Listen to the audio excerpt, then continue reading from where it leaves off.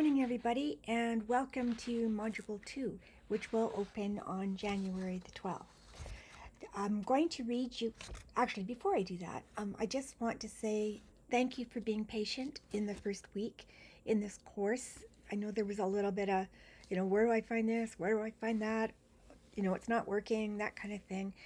We've made some improvements this week, hopefully in navigation, so that you will be able to find the discussions a little bit more easily. And I've moved the challenges into each unit, so into each module, so that you are not confused about how many there are to do in each module and so on. Just to reiterate, the discussion forums are open for 1 week only, and they're related to the module that you're working on. So for example, in Module 3, the discussion forum will open at the same time as the module does, but it will close also at the same time that the module does. So you have a week to respond to the discussion forum. You are not yet in groups.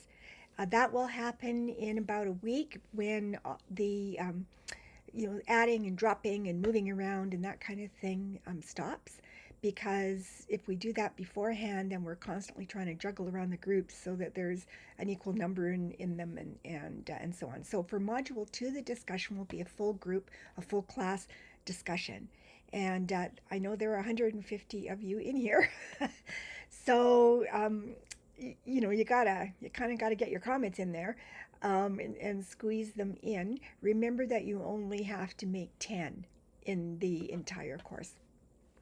For the challenges, again, you need to do only 2 challenges in the course, not 1 in each module or 2 in each module. If a module has 2 challenges, you can do only 1 from that module.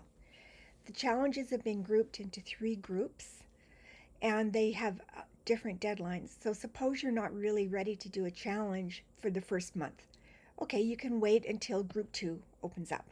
And you might want to do those challenges. They end on, I think, February the 22nd. The last group of challenges, group 3 from module 8 to 11, have a much longer timeline to do. Once the deadline closes for a group, you can't go back and do that challenge. That challenge will be closed. But, don't do them all right away, because there are some really interesting ones that are coming up. We just ask you not to do all of them in the 3rd group and submit on April the 5th, because then everybody will be in a big mess. You won't get any feedback. You won't, it's just too much pressure and work for everybody. Okay, so with that, I'm going to introduce Module 2 to you.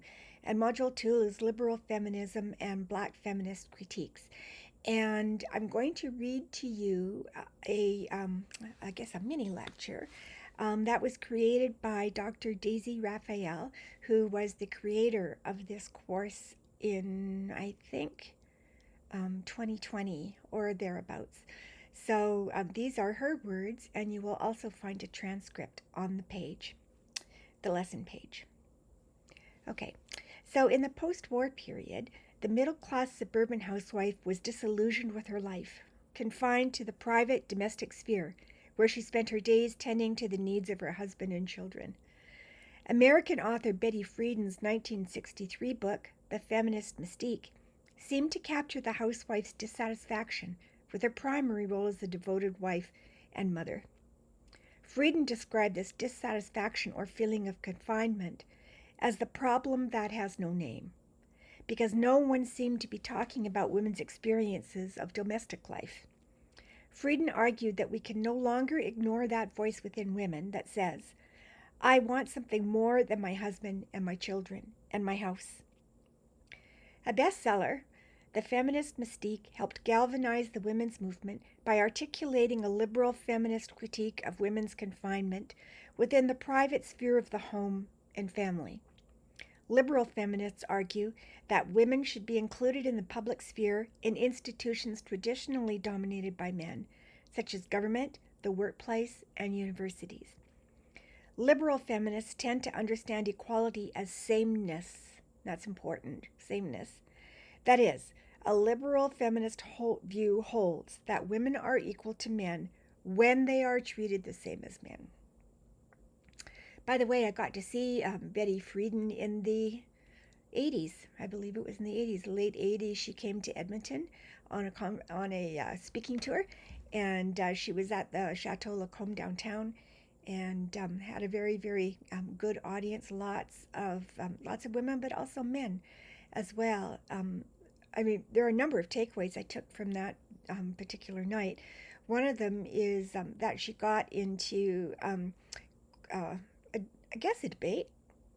It wasn't high volume or anything or high intensity, with a woman in the audience who wanted her to come out very much against pornography.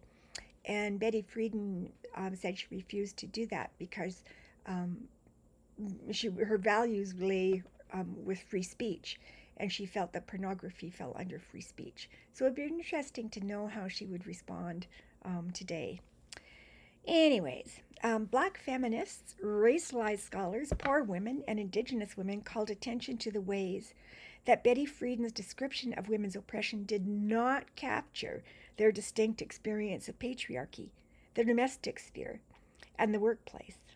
For example, whereas white women wanted entry into the paid workforce, racialized and immigrant women had long been working outside of their own homes, but often performing underpaid and unrecognized domestic labor in white women's homes, the homes of Betty Friedan and her colleagues. In her 1984 book, Feminist Theory from Margin to Center, Bell Hooks critiques Friedan's analysis, writing, Friedan's famous phrase, the problem that has no name, often quoted to describe the condition of women in this society, actually referred to the plight of a select group of college-educated, middle and upper-class married white women. Housewives bored with leisure, with the home, with children, with buying products, who wanted more out of life.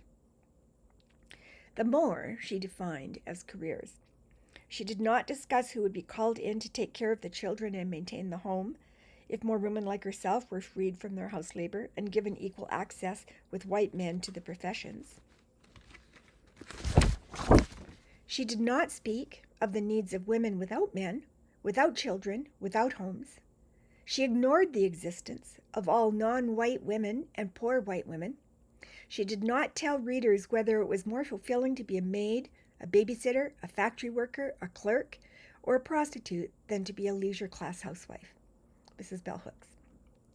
In this module, you'll read Bell Hooks' Feminist Politics, Where We Stand, and in this chapter, Hooks explains distinct feminist ideologies and movements emerging from the women's liberation movement.